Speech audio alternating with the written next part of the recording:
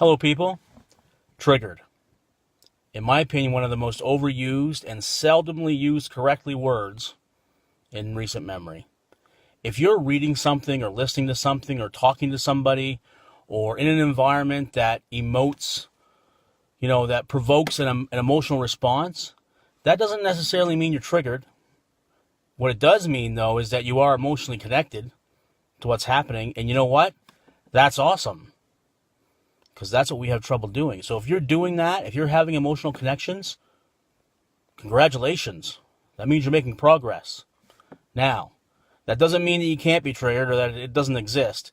If you go into a situation prepared and out of the blue, something happens, you start having symptoms of your PTSD and you are truly triggered, then just have a plan for what you're going to do if that happens.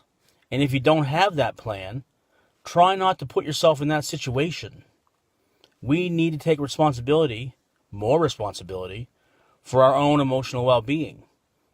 If you go to a restaurant and order a meal, and almost right away you see a fly in it, and you continue to eat your whole meal, you can't complain about that.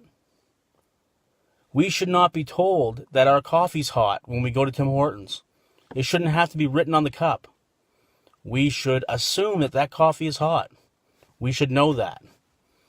Just like you should know that if you take part in a PTSD support group, if you read articles that you know may be upsetting to you, or you enter into conversations you know may be upsetting for you, you have to take responsibility for that.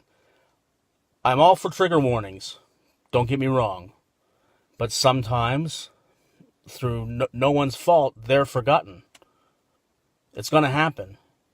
We need to take more responsibility. I'll see you again after the holidays. Continue this conversation in the comments. I want to hear what you think. Until then, more love, less judgment.